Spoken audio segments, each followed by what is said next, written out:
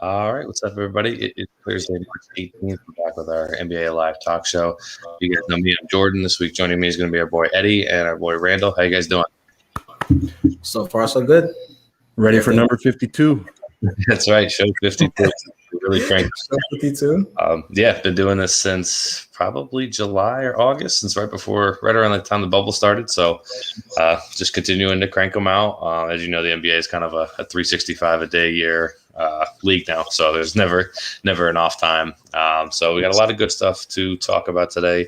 We'll kind of get right into it. The two biggest things, especially with the trade deadline right around the corner, we've had two trades in the last 2 or 3 days. We'll start in Milwaukee because they just made the trade last night. It's going to be PJ Tucker is going to be going there. The guy's kind of been holding out in Houston, essentially, not playing until they found a solution for him. So we got PJ Tucker. I looked up the name for the other guy because I want to make sure I got it right. It's Rodion Kurucs. So that's I think I got it right. So Tucker, Kurucs, and the Bucks actually their own 2022 first round picks going back to Milwaukee. Milwaukee sending out DJ Augustine, DJ Wilson, and a 2023 unprotected first round pick. Houston can also swap a pick for this year and the second round, unless it falls 1 through 9 for Milwaukee. And then Milwaukee also, as you see at the top from below, just sending Torrey Craig to Phoenix. I don't believe there's anybody in return. I think they just literally need him to go there for salary purposes. So interesting. I knew Tucker was going to be moved. I wasn't sure where. I thought it would be maybe like a West Coast team like the Lakers or Clippers are interested. I know, the Nets are pretty much out once they got Blake Griffin, but I was a little surprised that Milwaukee made the move, or at least was able to get him. Eddie, I'll throw it to you first. Is this a good move for Milwaukee, and is it going to help them kind of push past any potential Philly or Brooklyn matchups come playoff time? This is actually, in my opinion, this is a great move. I think that Milwaukee definitely won the trade so far. I think that when you add PJ Tucker, who is a little bit on the old side, 35 years of age, but still can hit the three-point shot and is a very versatile defender, it's always a plus because the NBA can never have too many 3-and-D type of players. And, when you have a guy like Giannis, Drew Holiday, Chris Middleton who drive and can find a guy like PJ Tucker waiting inside the corner to hit that open three, it's a bonus for the team. And you know that team is predicated on three-point success as well as they are predicated on Giannis and those other two guys, Drew Holiday and Chris Middleton, producing every night. So I think this is a good move so far. PJ Tucker, for me, adds a lot of versatile on the defensive side of the ball, which is very important. That's probably the most important aspect of his game and the trade so far because of the fact that he adds a little bit of size to the team, like 6'8", not really too huge, but adds a little bit more size. And the big issue for the Bucks was that for them to be ninth so far in defense efficiency this season, which is not really the Bucks standards in my opinion. I think they're mostly a top 5 defensive side of the ball, but top 10 is not really that bad either. But once again, going back into the other seasons before, they would have so much trouble switching on defenders because of guys like Brook Lopez, who's not really too agile to compete with guys who are quick and undersized compared to him, and compared to being able to switch off onto other players and find ways to hold the defensive end. But PJ Tucker, for me, does that. He does enough of that, and I think that he'll help in terms of getting them to where they need to be on the defensive side of the ball. As far as them making a climb in the East, I do think that it's a possibility for that to happen, mainly because of Joel Embiid and his injury with the 76ers. So that opens up the door for them to kind of make a run for the second spot in the East, only because they are 1.5 games behind the 76ers as it stands right now. And on top of that, now that you have PJ Tucker, who should be able to do a serviceable job in Milwaukee, I'm not sure how exactly he'll be able to be integrated into the side in terms of starting, coming off the bench. But regardless of that, I think that he's a good player to have. He's a veteran, does his job well, can shoot the corner three well as much as anybody, probably the best in the league, if we're being honest. And once you add that aspect in, I feel like the Bucks now have a little window to kind of overtake that second seed, only because I do think that the 76ers will start to drop games.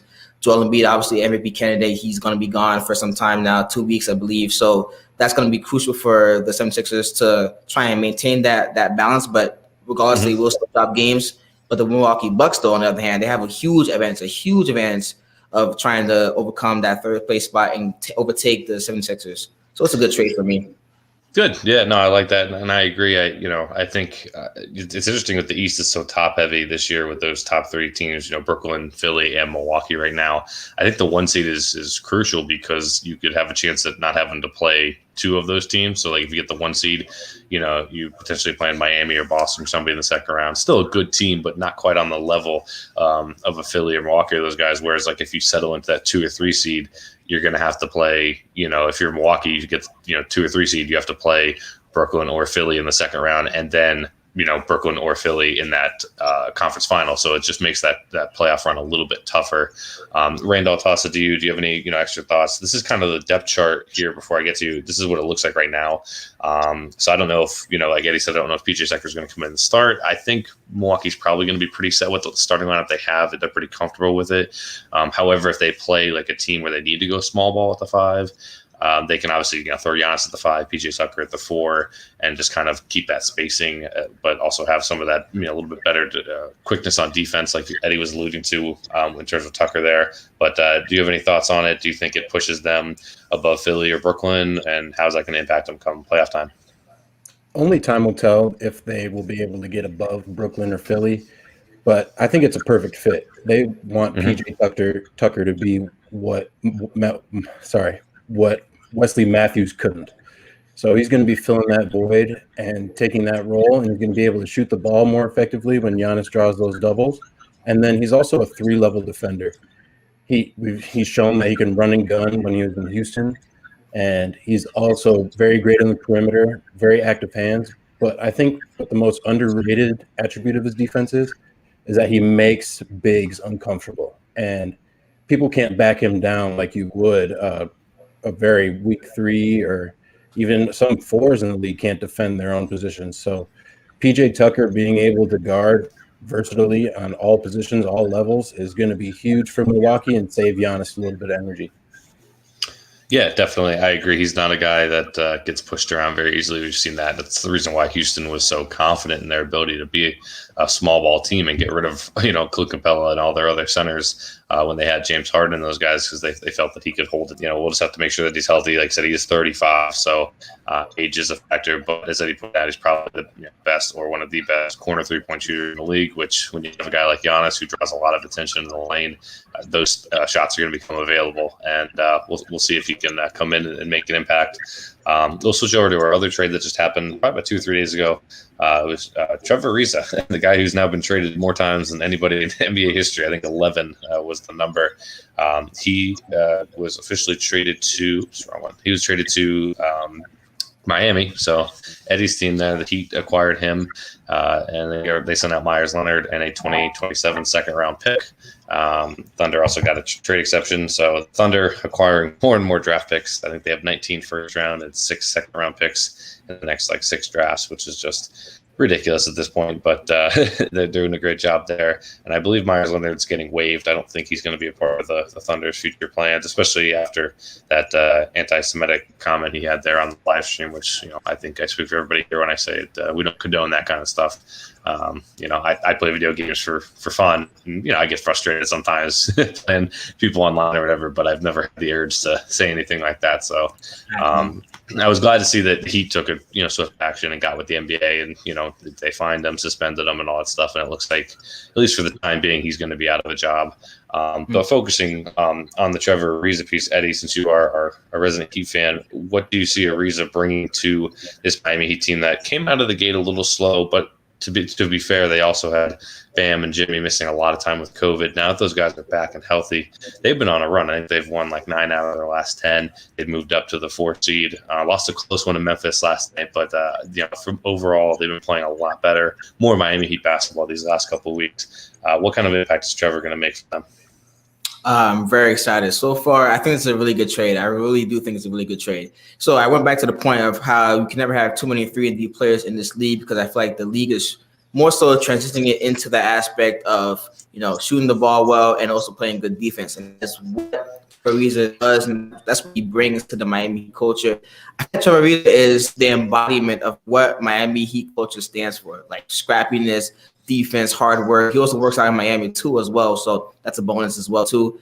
I feel like Trevor Ariza, even though he's on the old age side of 35 years of age, hasn't really played a game in a long time. I'm talking about a long time, but it has worked out in the past where, for instance, Andre Iguodala and his times at Memphis when we traded for him, he hasn't played a game in a long time as well too, but he was able to come in and give a serviceable job and production to the Miami organization, and that's what I feel as though Trevor Riza will come and do.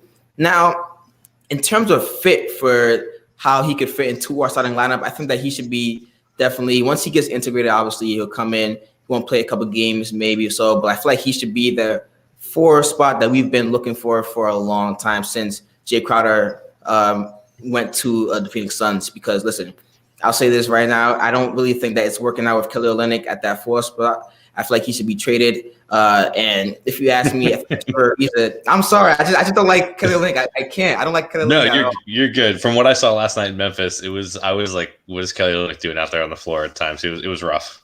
Yes, please. You might as well just trade him with, just trade him. Find a way to trade him, seriously. But anyway, going back to Ariza, I think that he'd be the perfect replacement for Crowder, only because he's a versatile defender as well too. And in my opinion, he does shoot the ball a little bit better than Jay Crowder. So, that's a big bonus for the Miami culture, for the team as well too. I do think that he adds a bit of more scrappiness on the wing. We have good wing defenders in Jimmy Butler, Andre Iguodala, and now you add Trevor Ariza at that too. That's going to be what we were looking for the whole season after starting off so slow and hoping that was what we were hoping Avery Bradley would bring to the team. But he doesn't offer any size, obviously. But, he's been injured a couple of times. He's been out in and out of the lineup. And Trevor Riza coming in could actually fill in that void, hopefully, and help us to continue our push onto cementing our spot in the 4th seed. So, to me, I think it's a really good trade. This is what I've been hoping for some time now. Somebody who can help us shoot the 3 a little bit better. Because, listen, we're 27th in scoring points per game. We're 19th in the league in terms of offensive efficiency.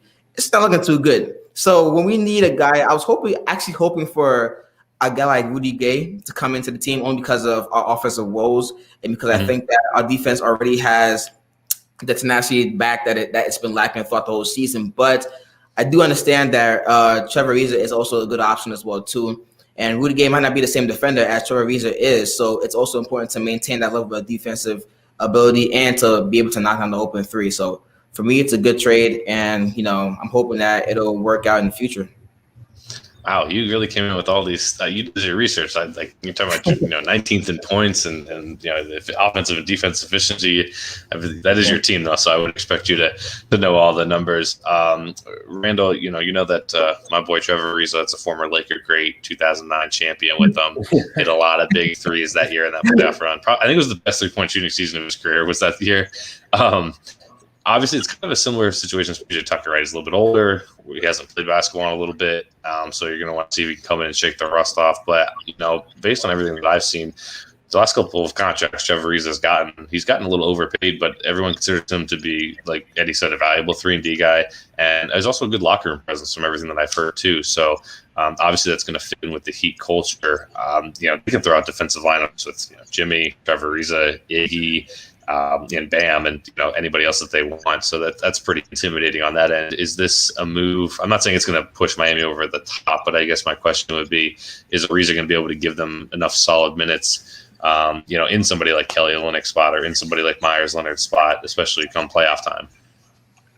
Yeah, they're sitting in the 4 spot right now, and to be able to fill in for an injured Avery Bradley and Andre Iguodala, who's day to day, is crucial for Miami, and it's going to take a little bit of pressure off Jimmy. Going to be able to switch off of those best players on the other side of the ball, and I think he's going to be an asset to get his hands active in the lane. They're going to be able to go back to those versatile defenses that they're used to doing, and they even execute those in the playoffs, which is very impressive for a guy like Eric Spoelstra to be continuing to do. I really enjoy how Trevor Riza plays. He always plays with the fire. There was that one play where Trae Young tried to nutmeg him, and he closed his legs and gave him a good push, and he said, "No, not on me." So he comes with that fight, right? And he's always ready to take it to the next level, and he doesn't care. He could be that enforcer, and I think that's exactly what Jimmy Butler, Eric Spoelstra, Pat Riley, that's what those guys love, and I think he just embodies it. And let's see if he'll be able to perform. You know, like you said, he's got to knock the rust off, but I'm excited what we're going to see from him. Yeah, for sure. Yeah, I think with both those trades, it's very similar. It's veteran guys who have seen a lot of playoff experience, which is something that those teams coveted, which is why they pulled the trigger on those deals. It's going to be one of those things. Time's going to tell whether or not those guys can shake off the rust, continue to knock down their threes, and play defense. Speaking of the trades, I know, Randall, you had mentioned that the trade deadline's coming up soon, which is always an important time during the NBA season. So I'll toss this one to you first. Are there any names or any teams that you're kind of reportedly hearing are really, interested in certain players, or are there certain deals that are kind of being discussed right now? What do you have for us? So to start off, you got the Rockets. They're going to tear down their whatever they have. They have to get rid of Eric Gordon, who's got an expensive contract. You got Victor Oladipo, who denied his extension. Christian Wood's probably going to stay. Then you got your young pieces with Kenny Martin Jr. and Kevin Porter Jr. So those two guys are really good cornerstones. We just saw Martin Jr. smack Rudy Gobert's dunk out of the way. He's got a big vertical, man. And those guys are really good pieces, and I think they could be super promising. And so they just have to clean house and get back the picks that they traded away, and they'll be able to recover for sure. And then you got people like LaMarcus Aldridge and Andre Drummond. Both those guys are either looking for trades or going to end up in a buyout here within the week. I don't hear any talks that are pushing for either of those two guys. I think they're both all teams are stalling to see if they can get that buyout so they can get him on a cheaper deal. I'm excited to see if LaMarcus Aldridge can go to a team that needs a little bit of three-point help. He's obviously not the best defender. We saw Trae Young put him in a blender a couple times. So I'm not sure if the Miami Heat would be a good fit for him, or I can't really see where he would go. And then Andre Drummond, I would love to see him go to a team like the Wizards, but they just don't have the cap space. If they can get a buyout and get him for a discount, they'll have to make some other moves, maybe a sign and trade. Mm-hmm. But yeah, other than that, my Timberwolves are looking at trading for Aaron Gordon, and we have kind of a hole at the 4 spot. We got 2 young guys in Vanderbilt and McDaniels who have been showing out as of late. People are comparing our boy Vanderbilt to Dennis Rodman. He's been running everywhere for rebounds, diving for balls, and he's been great on defense too. So once he gets to learn more, he gets his reps in, I think he can be a vicious player, but you need someone that can score and shoot the three. And McDaniels has shown he scored 4 for 5 3-pointers in one of his recent games. And somebody like Aaron Gordon, who's shooting over 32% from 3, could really give us a big boost. And that vertical threat is really something that we could use. People like D'Lo, who's out, but Ricky and Kat, who are really good passers, can get Aaron Gordon that ball in his spots, and it would be a great compliment to our offense, who's already trending upwards with our new coach, Chris Finch. So Portland is also eyeing Gordon. I'm not sure if they'll be able to create a package that is good for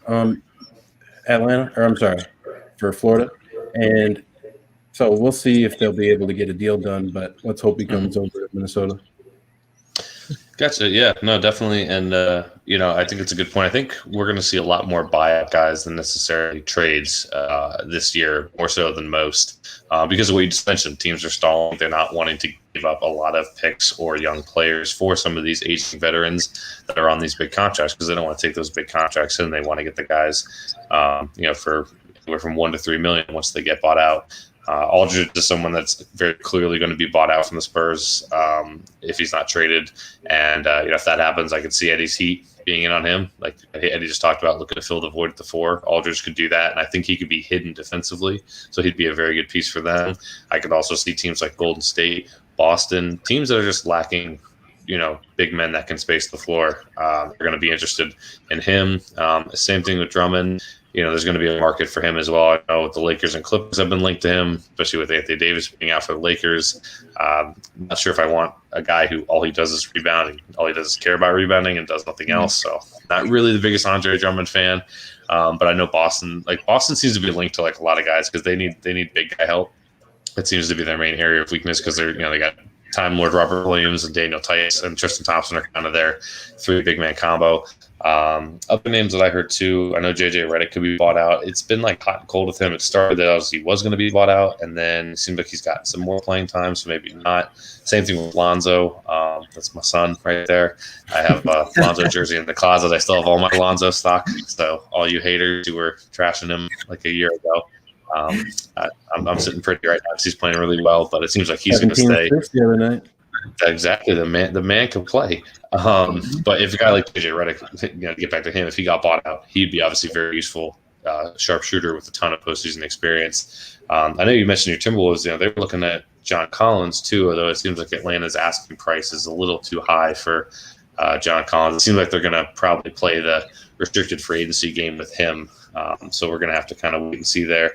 Eddie, are there any other names that we maybe haven't covered? Or if not, is there anybody that you want to see the Heat potentially go after realistically? So two players I was actually hoping for. LaMarcus Aldridge wasn't really too big on Rudy Gay, but I did say that LaMarcus Aldridge and John Collins were options that I would definitely love to see, especially John Collins, a young option, a guy who's really emerging so far in Atlanta. He's really breaking out with that young core of him and Trae Young and Cam Reddish, DeAndre Hunter, those guys right there. They haven't really worked out too well this season, but they are so far in the playoff race. So that's kudos to them. But John Collins for me would have been a great option, very athletic, a guy who's opening his jumper out. Same thing for LaMarcus Aldridge. The guy is a veteran, can shoot the ball really well too, can still add that perimeter floor spacing. Does a good job of rebounding, not really too keen on his defense, but I mean, I think that we have enough pieces around him as it is, or potentially as it would be, for us to cover up those mistakes. But a guy that has been mentioned so far that really hasn't gotten the much needed coverage is Kyle Lowry.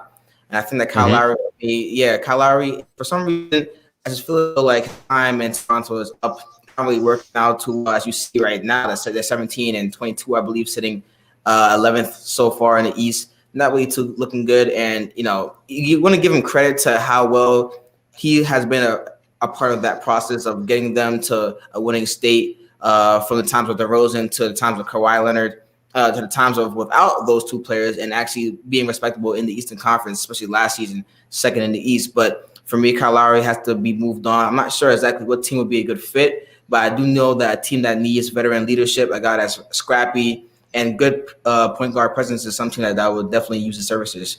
I know we've been linked with him a couple of times, but I'm not really too keen on him as a player because I just think that Goran Dragic is a better option. But Kyle Lowry for me definitely should be in the moving sticks somewhat as the trade deadline approaches.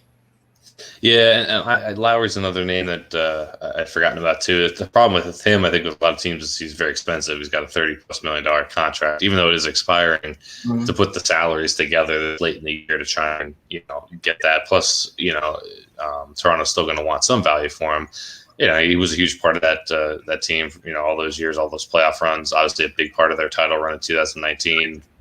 I would say if I had put his odds at the Hall of Fame, I'd give him a 65% chance of getting in right now. I think just based on longevity. So he could definitely still be helpful. I know that, like I said, Miami was linked to him for a little bit. I know the Clippers are another team that if they could cobble together like Pat Beverly, Lou Williams, and 1 to 2 more salaries and a draft pick, they could go after him too. They could use that other. They use a scoring guard that can also play defense, which it seems like Pat Beverly can play defense. Lou Williams can score, but they don't have somebody that can do both in the same body. So he could be helpful there. Yeah. So it's gonna be interesting. There's gonna be a lot of. It feels weird because I don't know. You guys are a little bit younger than me, but. Aldridge, Lowry, Drummond, these guys, these are guys that I grew up with squarely in their primes. And so it's weird to see them now being in their mid 30s and now being potential buyout guys on these, if you would have told me 5 years ago that LaMarcus Aldridge could be potentially playing, on the Miami Heat, I'd have been no way, that's not a thing. Or the Boston Celtics, I would have been that's so weird. But if you also would have told me 5 years ago that LeBron and Anthony Davis would be on the Lakers, I would have told you were crazy too. So it just shows you how fast of a moving a league the NBA is, and how quickly things can change. I guess it's time to switch over. With the trade deadline stuff, it's time to switch over to my always favorite ongoing, topic of conversation in the NBA, which is the MVP race. Joel Embiid, it seemed like it was his to lose for a while there. He was playing so fantastic on both sides of the ball. The Sixers were the best team in the East, if not the best team in the league. And then, of course, he came down awkwardly in that dunk. Thankfully, it was just a hyperextended knee. They are going to be very cautious with him, so he's going to be out at least another 2.5 weeks. And I think, unfortunately, because of all the games that he's going to miss from that, combined with the games he's already missed, he's just not going to have enough under his belt. Not even just to qualify for the MVP, just to be really considered among the voters. I think the voters are going to look at some of these other guys that we're going to mention here as more complete seasons playing. There's only 72 games, so if you don't play at least 55, 60 of them, it's really tough to be considered. Let me pull up the tracker. This is the most recent MVP tracker on Basketball Reference. So they still have Embiid up there, although I don't think the system accounts for future missed games. So I expect him to drop.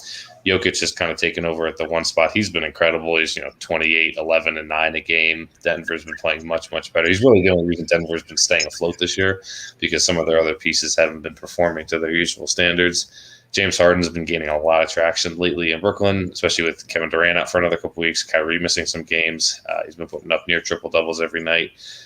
Ditto with Giannis. They came back from 19 down last night in Philly, and Giannis was a huge part of that. I think he scored almost all their points in overtime, and he finished with a 30-point triple-double. Our buddy LeBron out with the Lakers, Damian Lillard, Kawhi, Kyrie, Gobert, and Doncic kind of rounded out. Is there anybody, Randall, I'll throw it to you first. Is there anybody on this list here that, you're surprised, maybe you think they should be a little higher, or, vice versa, they should be, a little bit lower? Is there anybody that you think could catch Jokic and beat Harden, or, what are your thoughts kind of on the MVP race so far? I'm surprised that they got Jokic in first. You got Harden with a better record, and maybe he's not putting up as much points, but he's still got 8 rebounds and 11 assists per game, which leads the NBA. And we've started to see glimpses of Houston Harden again. You can take a look at their last game when he scored 40 and 10 and 15, where he's running his own offense again, just like he did in Houston. He's going off a one-ball screen, going downhill and kicking it out, or there's going to be an off-ball screen. He's going to get it to that open man, because we know DeAndre Jordan sets one of the best screens in the game. So it's really not a difficult offense. Like I've mentioned, Steve Nash doesn't have a system. Right now it's the James Harden system. And they've gone 14-1 recently while doing that, and KD out completely.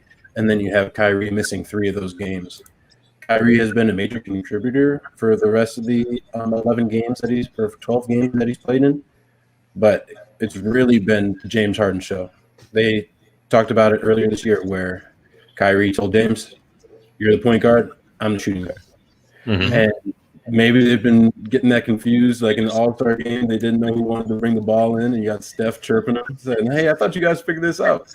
So it's really, really awesome to see Houston Harden come back. And if he keeps up this pace and then, eats a couple mushrooms, throws a couple red shells, he might sneak his way into the conversation for first.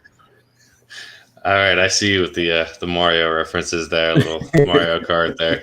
I'm not right. I mean, I don't disagree with what you said. The only thing that I'll say, just from all the years of me, like kind of seeing how the MVP, because the MVP voting is it's a very unique. It's more unique than almost in any other sport. It really becomes like a combination of like, the player's personality meshing with the media, meshing with the fans and the storyline as well. If there's a certain story to it that makes the fans and media want to vote for that person. So I will say the reason that Harden, I don't think, has actually a realistic chance is because he whined and complained and threw a fit in Houston those first couple of weeks, until he got traded to Brooklyn. I'm not taking anything away from his performance since he's been in Brooklyn.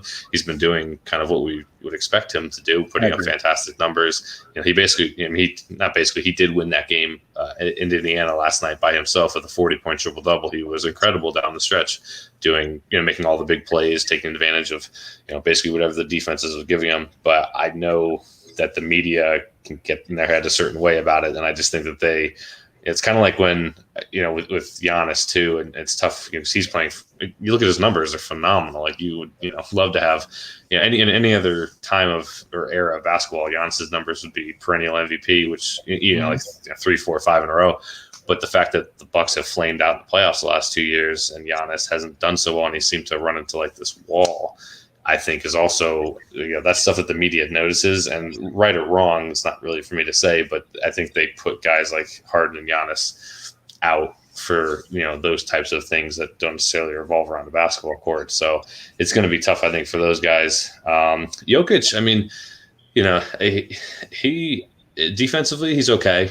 He's not Embiid or Gobert or anybody else in terms of a defensive center, but I think offensively is where he just is so elite. His ability to see, over the top of guys, he finds shooters the way that like point guards do, which is terrifying because he's a 6'11" center. Mm-hmm. He is one of the most, I think all the, clutch stats point to him as well. I think he's statistically the most clutch player in the NBA in terms of his clutch shooting percentage over the last 2 seasons as well. And like I said, I think if you replaced him with like an average center on Denver, I think they would be well below 500 because he's won them a lot of games, by himself this year.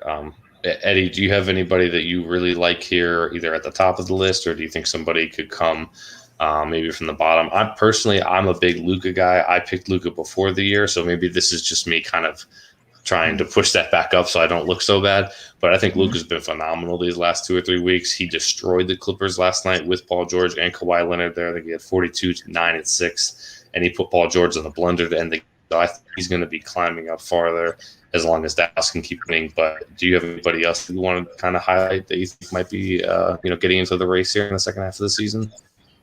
Yeah, I'm actually going to agree with Randall here. I do think that James Harden is making a strong case for the MVP race. I understand why exactly. Y'all just ganging up on me now. Yeah, I'm just saying.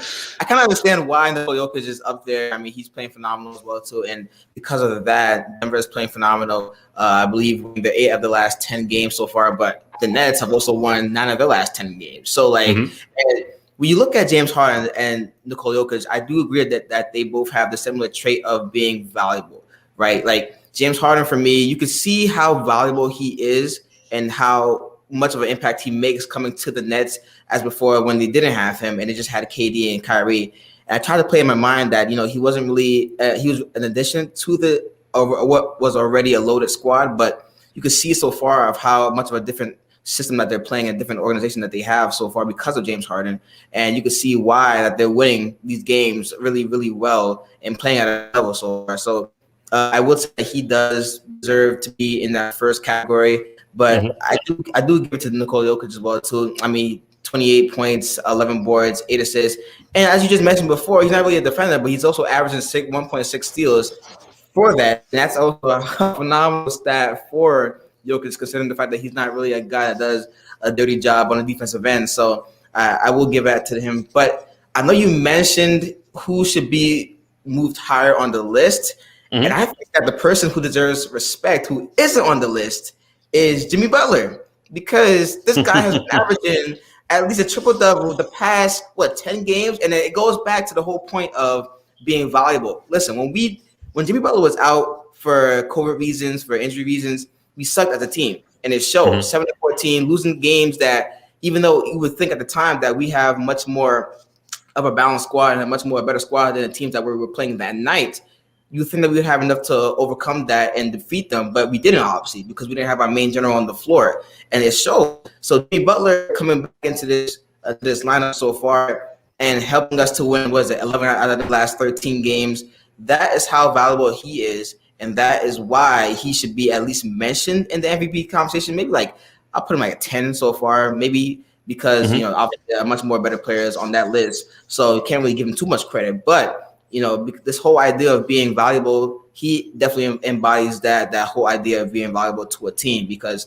let me tell you, the difference that he makes on the court as a defender, as a scorer in late game situations, and our main ball handler is important too. But aside from that, I do still agree with Randall. I think that James Harden should definitely be first on this list, tied with Nikola Jokic. I'll say a two-way tie between those two, but I feel kind of bad for Joel Embiid only because this guy has been playing so phenomenal throughout the whole season, and some say he's finally tapped into his potential that he has been lacking so far throughout his whole NBA career, and he's finally putting up those respectable numbers, only to get injured so far this season. And as anyone, every game is crucial to the MVP conversation and the MVP debate. So him being out 2 weeks is going to be a very detriment to his case. But I do think that it's a two-way tie between James Harden and Nikola Jokic. But I would give it to James Harden only because he has the better record in the East.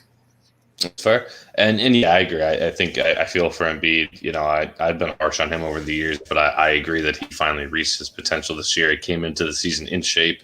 I think he was really frustrated with how it ended last year in the bubble for them. They basically got, picked apart by Boston in this 4-game sweep.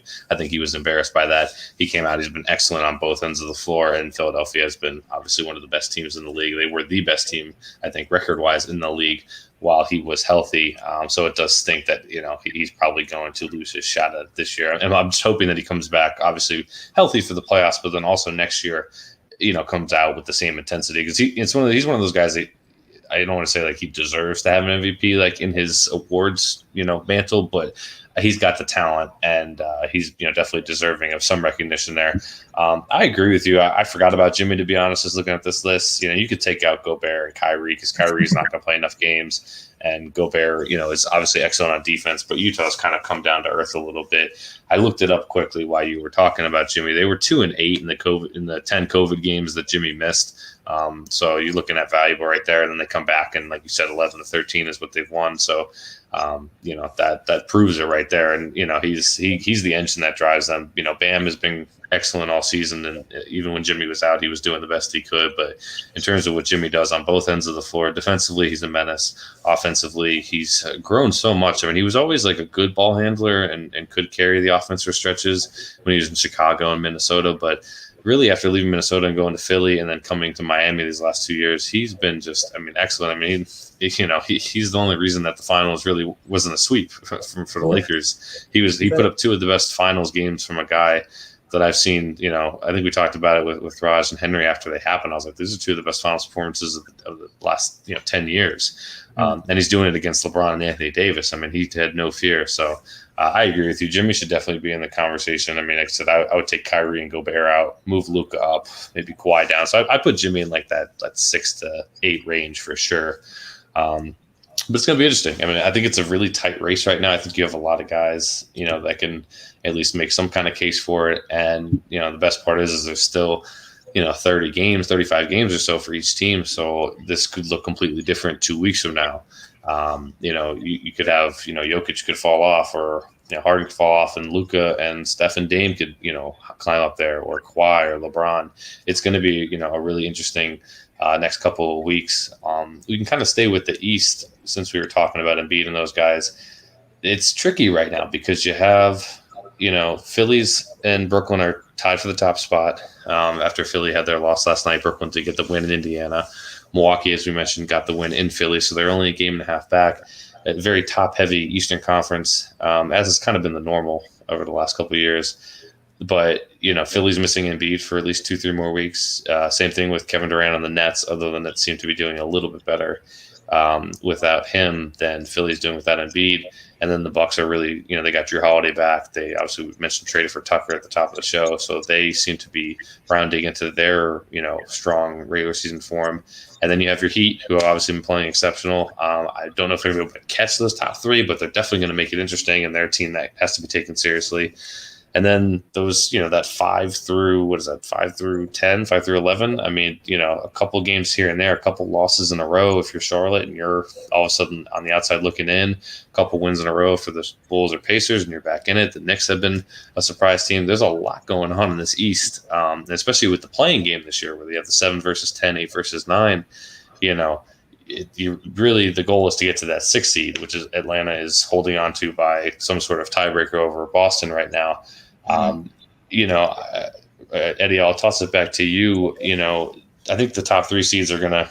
I guess first, give me what do you think the top 3 seeds are going to be at the end of the year once everybody comes back and we play those games, and then also, do you see like anybody that has any potential upset possibilities in those first couple rounds?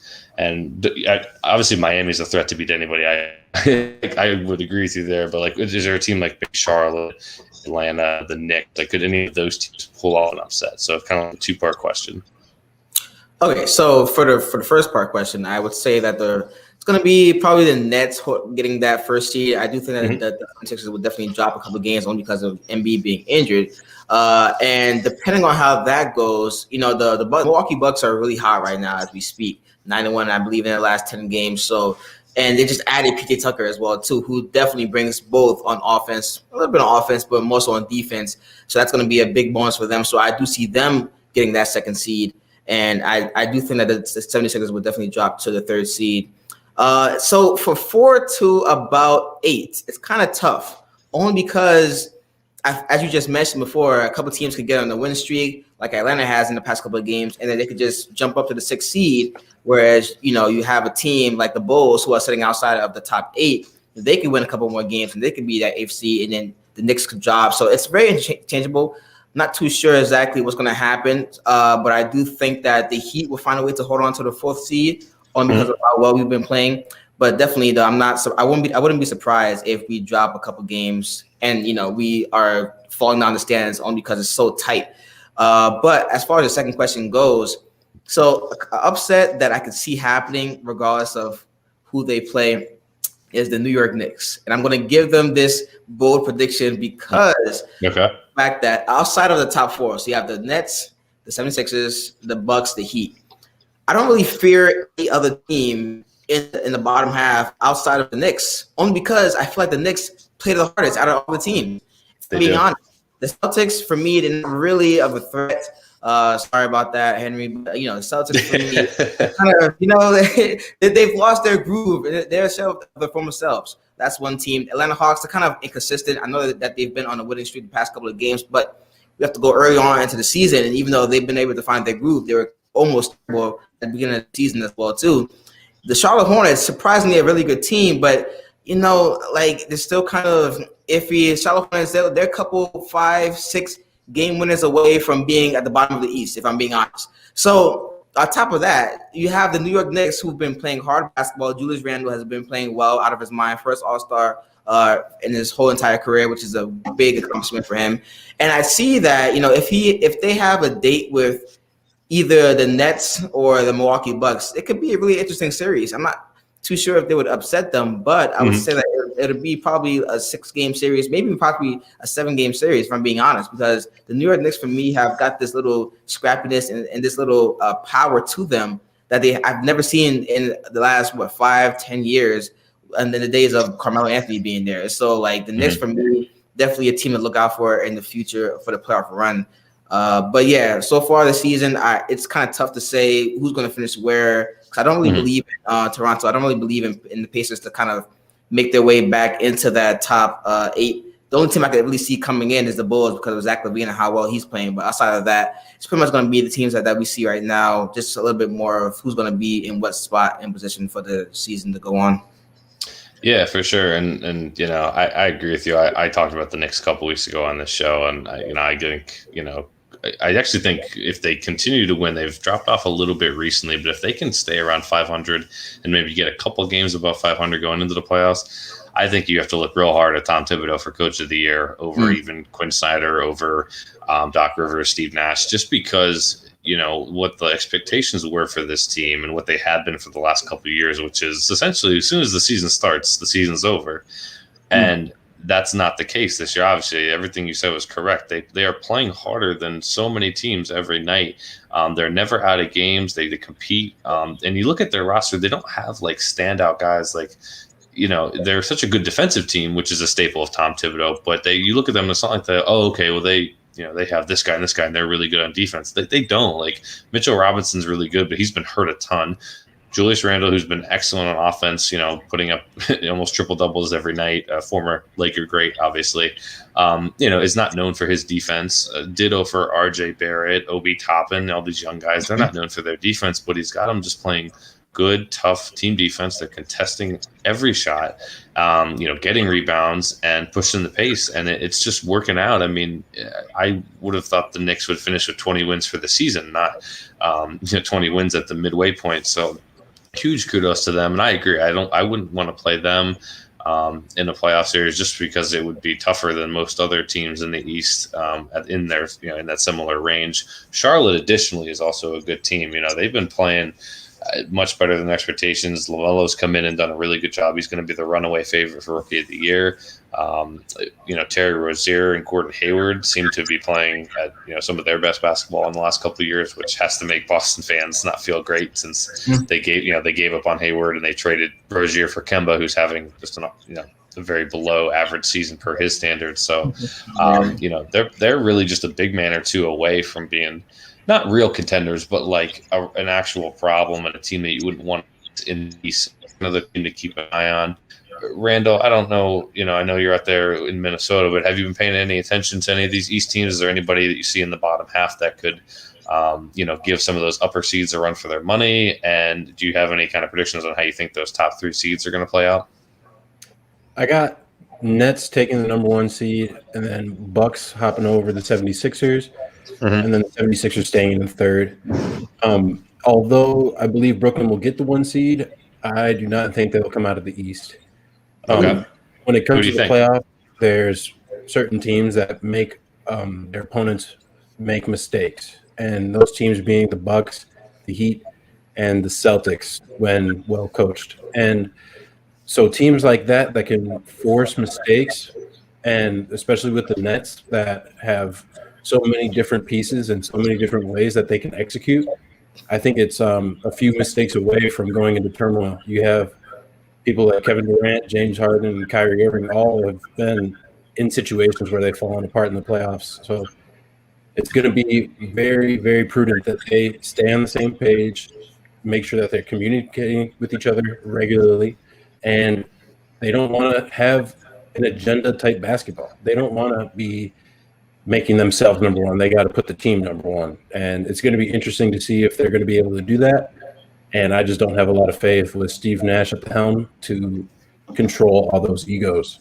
And when you get further down, I think so with the Bucks and 76ers, I think they have something to prove in the playoffs. Like, they've been powerhouses in the East for many years, the past 4 or 5 years.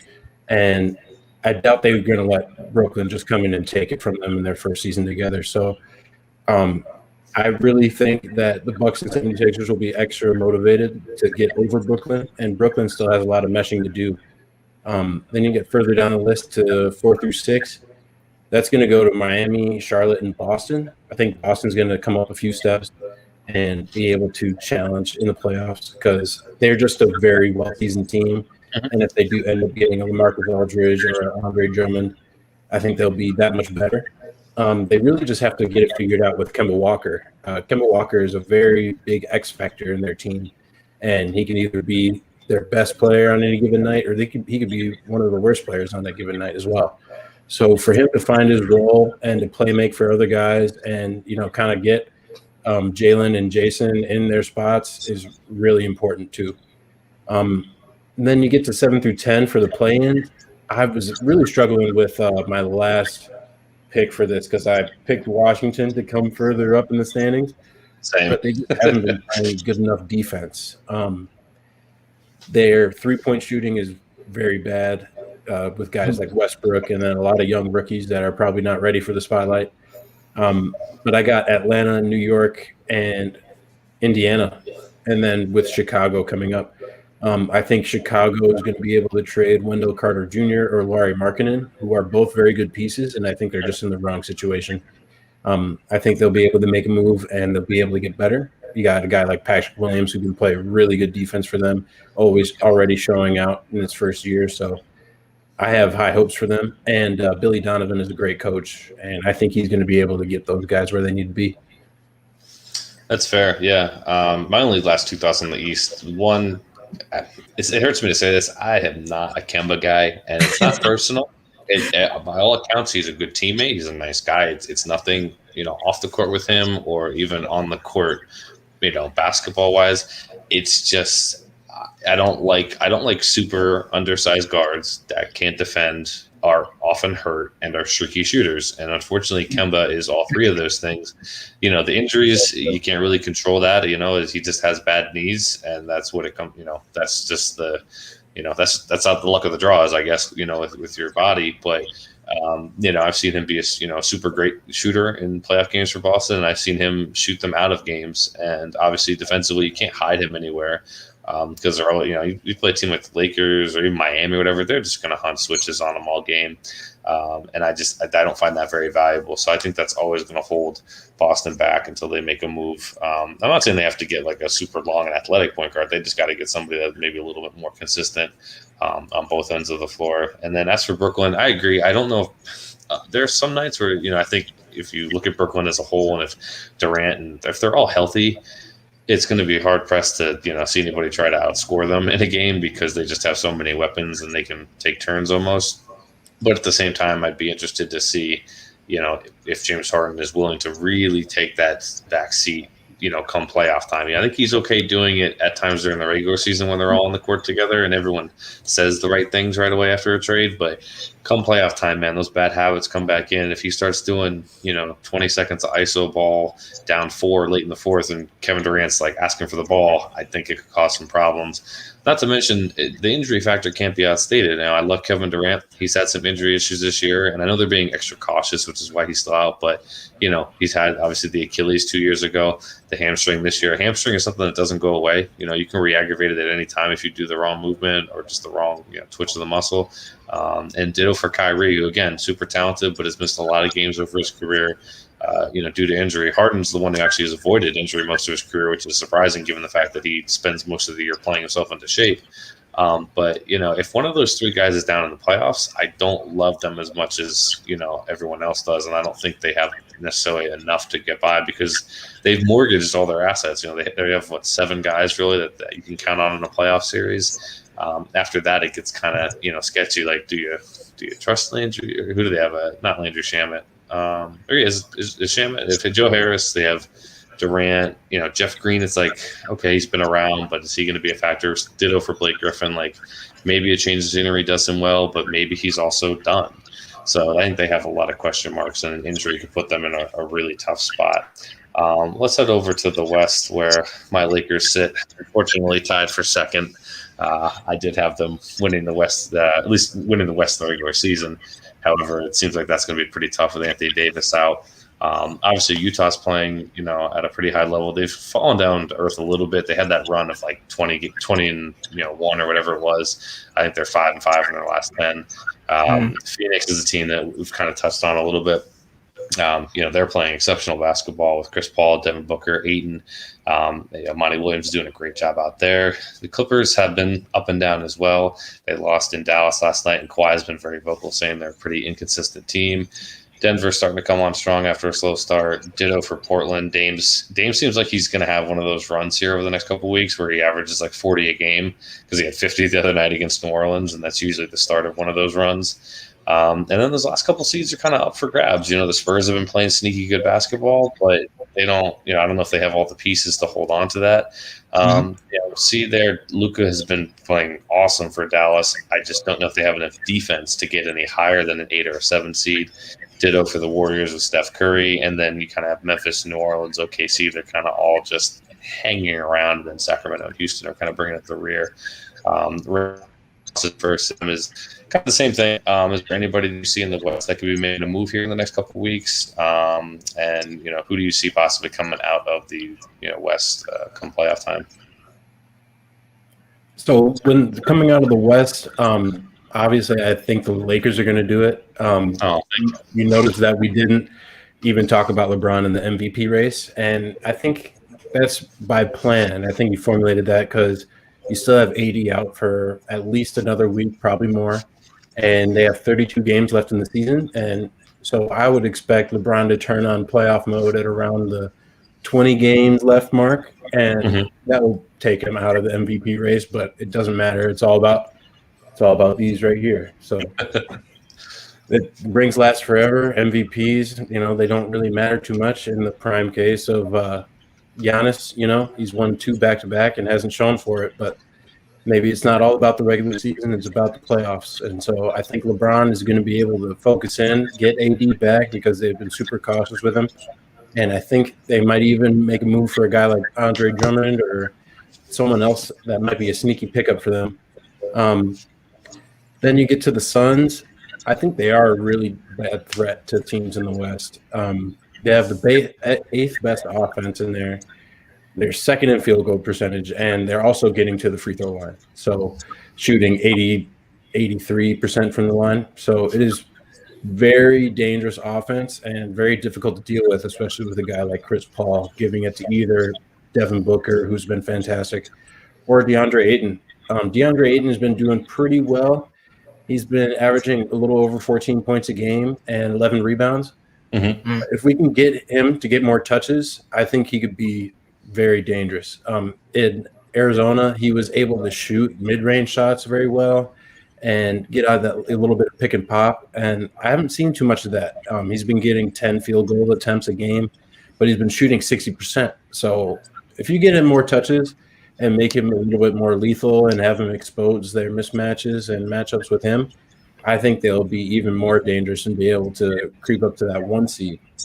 And then if you could pull up the standings for me one more time. Yeah. You got teams like the Dallas Mavericks. I think they can jump up over Portland if Portland doesn't have any good trades to make right now. They just have had the injury bug, man, and it's been real terrible. And then San Antonio, if they get a trade for LaMarcus Aldridge to where they can remain in that 7 or 8 spot, they're always a problem for anybody in the playoffs. I think it was when they played Memphis in the first round and knocked Memphis out, or they went 7 games. Can't remember for sure. But they're just always a dangerous team and always good on offense, always good on defense, and they just play great team basketball. So shout out to Pop for that one.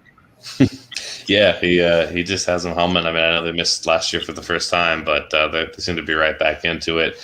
You know, the Suns, like I talked to you guys before the show, the Suns are a team that I do take very seriously, more so than Utah or even possibly the Clippers, as a threat to the Lakers in the West. You know, they have a superstar in Devin Booker.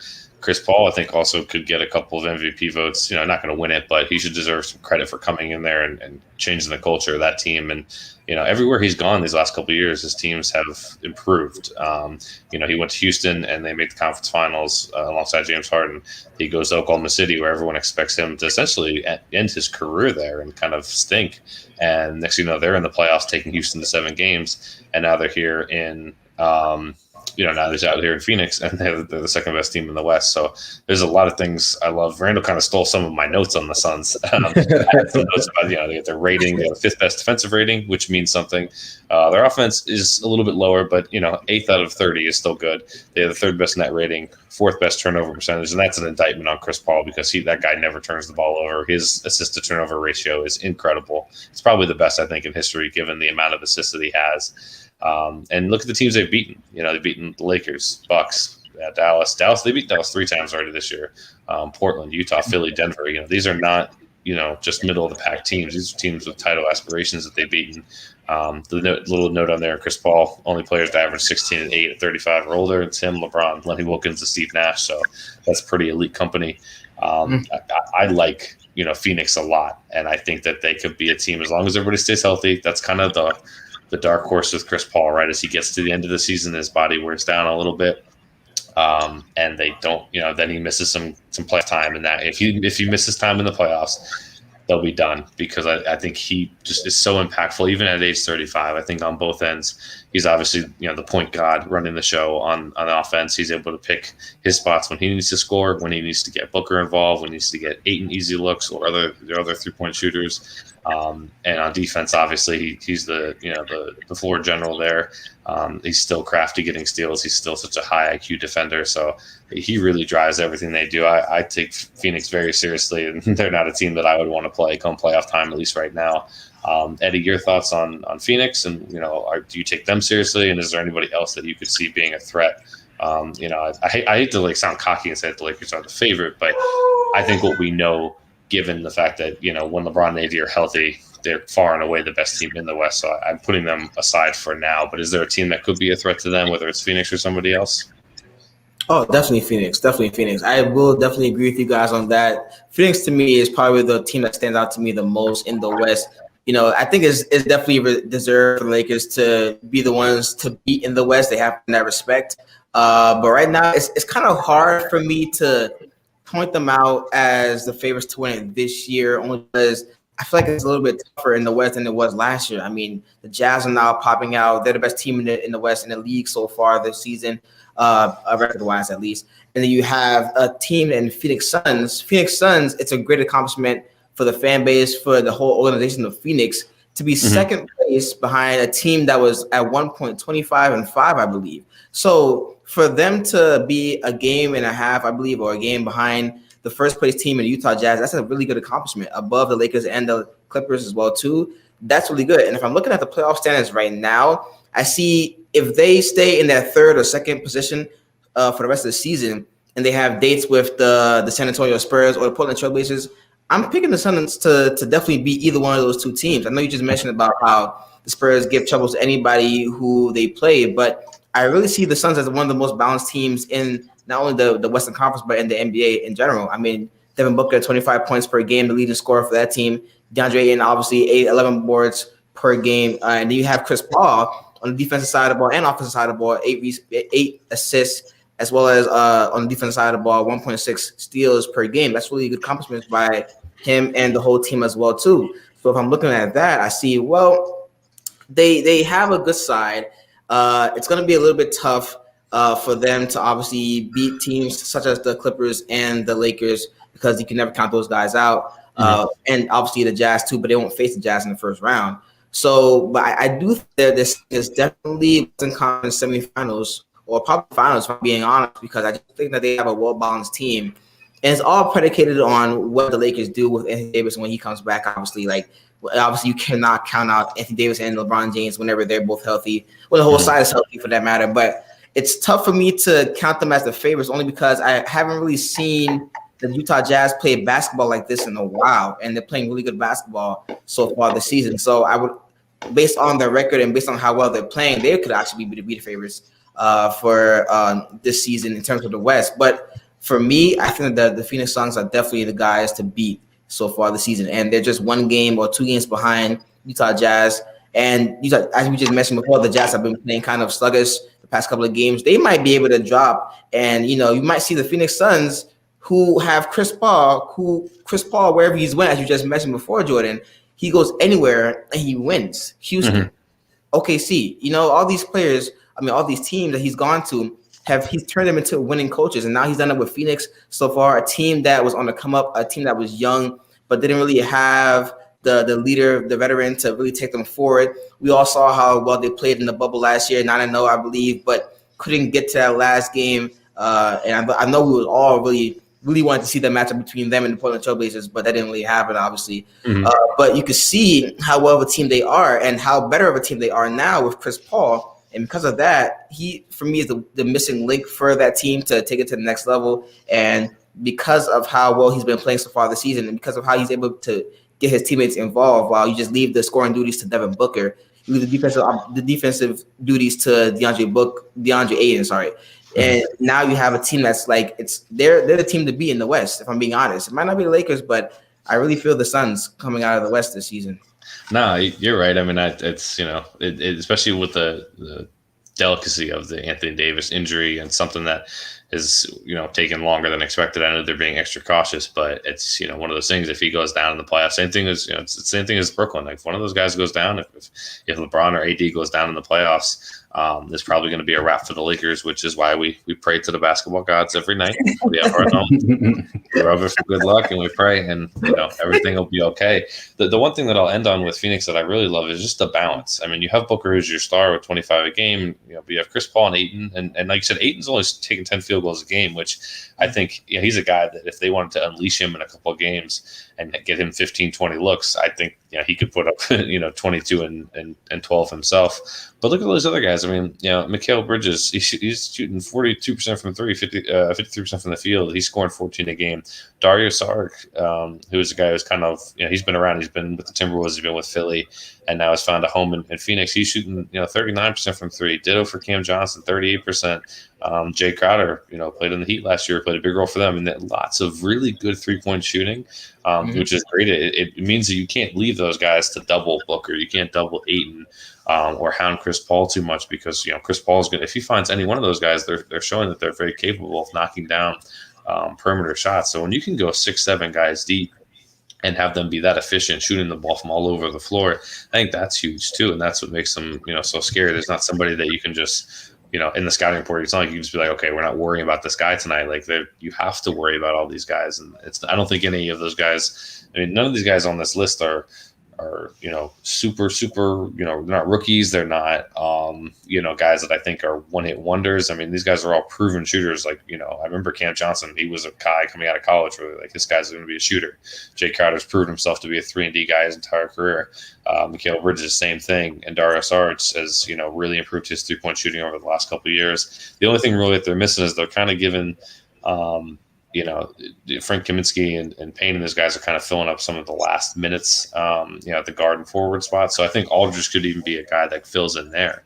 Obviously defensively he's not going to make much of an impact, but if he could be somebody, if you swap Aldridge for Frank Kaminsky, that's probably going to be a positive thing for Phoenix and gives them an extra body with a lot of playoff experience. So, it's going to be interesting. I think it's a weird season. It's a weird year. We're still dealing with the pandemic, and I think that's translated into basketball as well. It's made things very interesting. So, I think we'll end here. I think we covered a lot of great stuff. Obviously, we have an ever evolving NBA season. So we'll be back over the next couple of weeks to talk about more stuff. I'll end it with you guys real quick. Eddie, tell us where we can find you, and if you have any like videos or writing or any content coming out where we can see that at.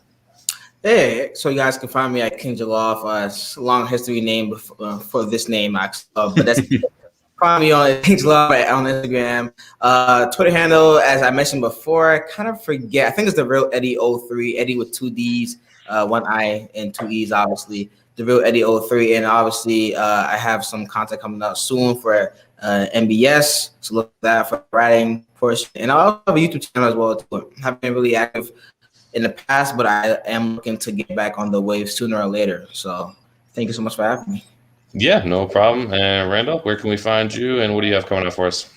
Most active on Instagram at Randall Gim there, and I've also started a Twitter account so I can get some live tweeting in there. So hey, you can join all the crazy people on Twitter. Welcome. Yeah, right.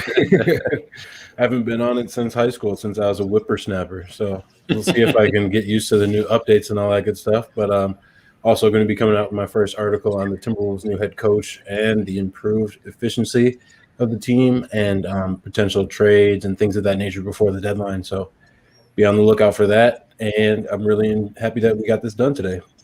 Yeah, absolutely. Thank you guys for coming on. For those of you watching, don't forget to subscribe to our YouTube channel, as well as follow Nuts and Bolts Sports on all social media platforms, but especially Twitter, Instagram, and Facebook. And we will see you guys next week. Have a good one.